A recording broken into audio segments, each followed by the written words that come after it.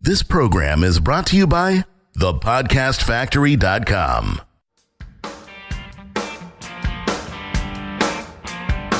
Hi, my name is Igor Kheifets, and this is The List Building Lifestyle, the only podcast which delivers cutting-edge conversion strategies from the online trenches straight to your earbuds. Download the transcript of today's episode and all future episodes at listbuildinglifestyleshow.com. I also invite you to grab a free copy of the Wealthy List Builder Survival Guide at listbuildinglifestyleshow.com/survival. And now, once again, it's time to claim your list building lifestyle. You are listening to the List Building Lifestyle Show. Here's your Uncle Igor. I think that was the fastest intro in the history of podcasting. Well, look, the last time you told me that we're messing up your brand, giving you too many titles, and in that last episode, you called yourself Uncle Igor. So I was just kind of following up with that. Do you remember those ads? I don't know if you had those in Ukraine during the 90s. We had Uncle Ben's. It's like, I think it was rice and some canned foods or something like that. Yeah, Uncle Ben's. You remember that? Oh, yeah. Uncle Ben's. I was always like, I really liked Uncle Ben's. I really liked that guy. And he was so friendly and so inviting. I mean, I really wished he was my uncle. So hopefully somewhere, an 18-year-old is listening to the podcast right now. And he's like, yeah, it'd be so cool to have Igor as my uncle. That would be really sweet. I'd be really proud of myself. Rich Uncle Igor. Give me a car. All right, Igor. So what do you have for us today? Well, as promised, I want to chat to you about solo ad scams. Now, I realize it's not the most inviting topic. It's not the kind of topic that makes people excited. And I'm not one to be all negative about things. Although I go on rants a lot, but I do try to do it in a positive way. But this episode is going to be dark. And it's going to be dark because over the years, I got scammed in many different ways as I was buying solo ads, and still sometimes I do. In fact, last week, I identified 3 different sources that sent me bullshit leads that I had to really go and confront. So the issue of being scammed when you're buying solo ads is a real one.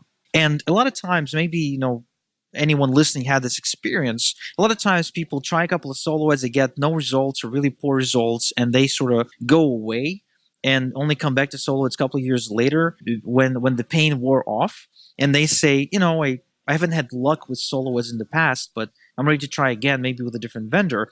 A lot of times this happens because they deal with assholes that scam them. Only they, customers, are not able to identify the fact that they were scammed in the first place. So they discard the entire strategy, the entire solo ad strategy as a bad one simply because they fell for the bad apples. Now, obviously, just like with any industry, we have, we solo ad people, we have our fair share of assholes in the industry. I mean, same thing can be said about lawyers and doctors and whatnot. But, apparently, all of these scammers, they give us a bad name. Igor, how were you able to identify those couple vendors that you said were giving you bullshit leads? Well, I'm going to disclose this in this episode. Aha. So perhaps we should just dive right in, right? So there's really 4 different types of scams that are currently going on. So over the years, they kind of change, and because the scammers kind of get caught and then they adapt. But really, there's 4 big strategies for scamming you when you're buying traffic. So first things first, you may be just getting fake clicks. Fake being not real. Fake being, programmed software that's supposed to look real, that's supposed to click on your links, but in reality, you're getting really poor traffic that never was designed to perform on your offer. So for example, you could be getting, automated crawling bots that are usually coming to expired domains. And then these bots are crawling from those domains to the next page that's supposed to redirect. And the person selling you the clicks is just putting your link in that rotator because they own a bunch of expired domains, right? Or however it actually works. I'm not really familiar with the actual setup. I just know that expired domain traffic is abundant and it's very easy to come by, and you can get it for quite literally, Jonathan, I'm not kidding you, like half a cent per click. Now imagine if you go out there and you have unlimited access to this traffic and you sell these clicks at 30 cents a click, which is really, really low for solo ads. You make a ton of money. All you have to do is just sell other clicks, and that's not a problem with that price. right? You just go on those Soloed Facebook groups and just say, hey, I got 30-cent clicks, and everybody jumps on you. Yeah. It tells you how naive I am. I'm like, well, why would anybody want that? And I didn't think of somebody reselling the crappy traffic. Of course they do. And I fell for this myself. I remember buying clicks from a dude for 27 cents a click, which is lower than I would usually go. But I bought, I think, about 7,000 clicks before the penny dropped, and I realized I was getting scammed. Ouch. So that wasn't cool. So that's the first way you can get scammed. The second way is the price you see advertised may not be the price you pay. So again, a lot of these scammers, what they do, they try to get you because of the cheap traffic, right? Because of the cheap price. And what they do is they charge the traffic somewhere between 30, 40, maybe 60 cents per click. And then what they do, they send you really crappy clicks. Like, I'm talking real traffic, but really, really poor performing, maybe from a dead list or something. So technically, they're not really scamming, right? They're still sending you some real traffic, but that traffic is so bad. It's so beaten to death. The list is so used up that it's incapable of producing anything in terms of sales and profits because they just mailed it too much and they haven't replenished it. It just, again, they killed their list. But they're trying to squeeze whatever's left. So you pay very little money for each click, but you end up paying anywhere between $3 to $7 per an unresponsive lead on your list. That's actually pretty common. It's way more common than getting fake traffic. It's just getting traffic from dead lists, because the dead list owners especially, they're trying to do anything to try and recoup at least some of the investment that they've made into the list, right? And they obviously realize that when they send out affiliate links, they don't work, they don't convert. So what they do is they just sell the clicks to you because, here you are trying to buy Soloeds, and that's how they make a little bit of money. Okay, again, very, very common, especially in the Soloed Facebook groups. It happens all the time. Number 3 is you may be overpaying for brokered clicks. Now, again, this is not technically a scam unless they tell you, just like, for example, my friend Harris, that they broker your clicks, right? If they tell you upfront that, hey, man, I got access to these publishers, and you're paying me my price, and I resell your traffic to these other guys at a markup, fine. They're honest about it, and if those publishers are not available anywhere else, I'm willing to pay a little bit of an extra for each click because I recognize the value of having a fresh traffic source. However, many Soloed vendors do not do that. What they do instead is they pretend as if they have a list, they pretend as if they have a business, they pretend as if they have an audience, but then they go turn around and resell your traffic to the people you're already buying from because they're in the same pool as those other guys you've been buying from. So what ends up happening, instead of buying clicks from the other dude for 80 cents or 70 cents, you're buying from this dude for $1, and he resells you at a 20-cent markup. Wow. Now that is a douchebag move. That's dirty. That is dirty.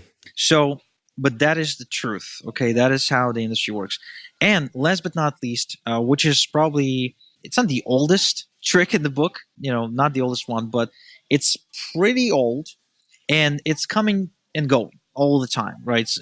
Sometimes they do it a lot. Sometimes they go back and they wait for a year and they come back and do it again.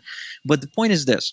Sometimes what they do is they inject the leads. So what happens is anyone who understands coding, PHP coding specifically, is able to do what's called a co-reg, where they take the PHP data. So they get the opt-in form to, like, this is going to get technical, but I just want you to understand how it works. So when somebody opts into to their squeeze page that they're using to, like, they get traffic from whatever they want to get traffic to, they have the opt-in form pass the email to the next page where they have a hidden script that is triggered by the IP address of the visitor, and it injects the email address into as many as 40 forms at the same time. Wow. So what ends up happening, you end up generating a really, really high opt-in rate, but these leads never, actually wanted or intended to opt into your list. They don't know you. They didn't ask for it. Okay. They do not know that they've just been resold to you. So not only they give you what you didn't pay for, they scam you, but also you now end up being in trouble with the autoresponder company, because that is going to lead to a really high spam complaint count. And so you will get in trouble. Okay. So that is how I got scammed last week that I was telling you about. I've had people injecting leads into my offers, but we were able to quickly identify that because we saw no actions on the thank you page at all. And we were able to quickly put a stop to that. That thing is still messing with my brain, injecting leads. So the leads go in, they don't hit your thank you page, and then they're pretty much unaware that they're a lead for you. That's ridiculous. So ridiculous. Then not only they don't hit your thank you page, they don't even hit your squeeze page, because what the scammer does, he goes on your squeeze page, he looks at the code, he pulls out your token information or whatever he needs from the opt-in form itself, okay? And he then creates a script that automatically injects leads into that form. So the prospect doesn't even know you exist, let alone, land on your thank you page. Good, you know what I mean? Like, nobody tells the prospect, hey, when you're going to opt in, you're going to get on 40 other email lists.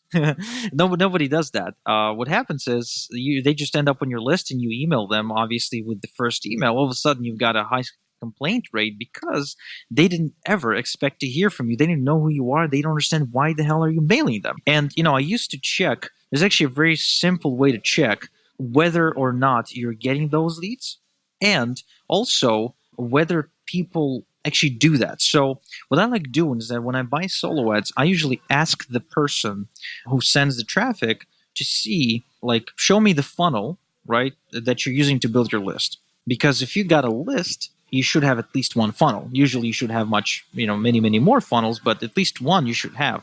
And so first off, if they don't give me a funnel, if they try to tell me it's under construction or get funny, I know they're reselling my clicks. I don't deal with them.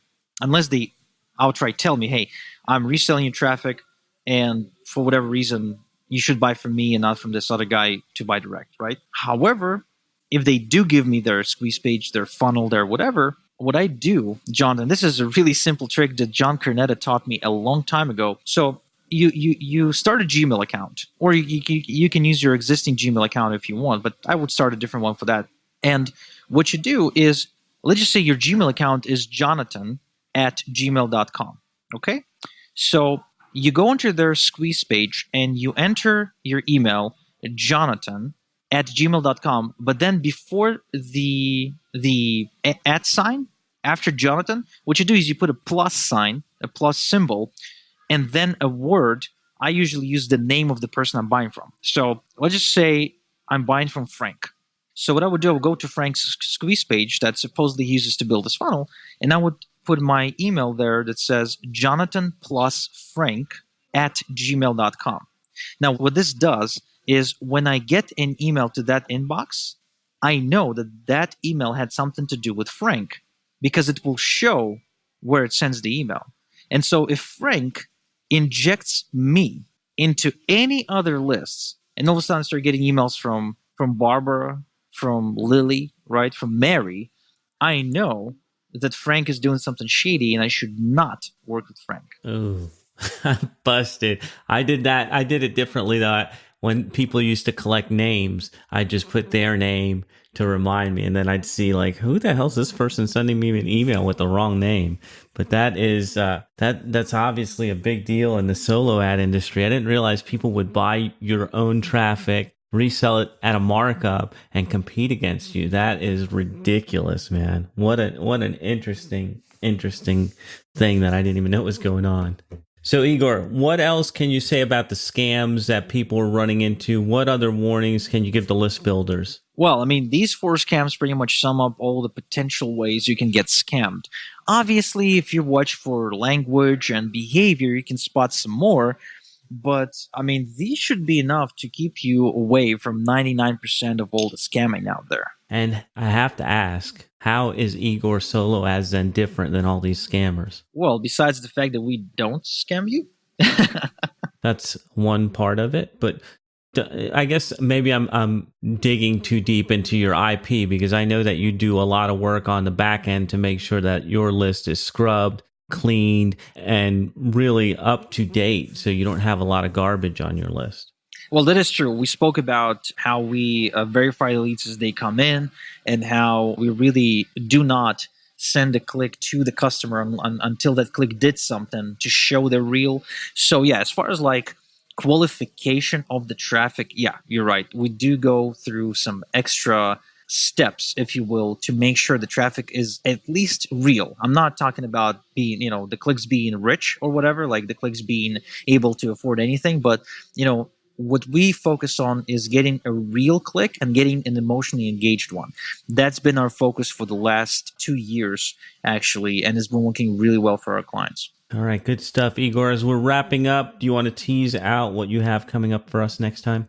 Yeah, next time we're going to talk about subject lines, because we touched upon subject lines on the last episode, and I stress how important they are and how your entire faith can sometimes swing on that subject line. Like if you're doing an email launch, like if you're following Ben Settle, and he teaches a lot for the email launch, subject lines are really, really important to pull those off.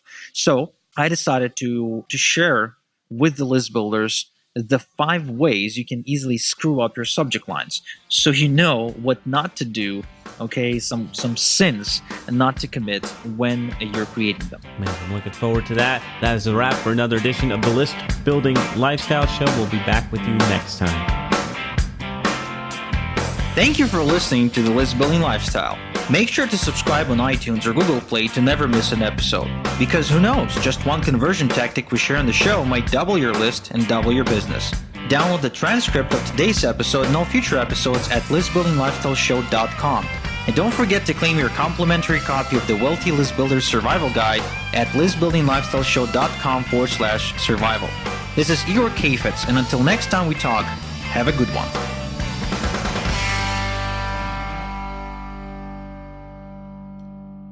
This is the podcastfactory.com.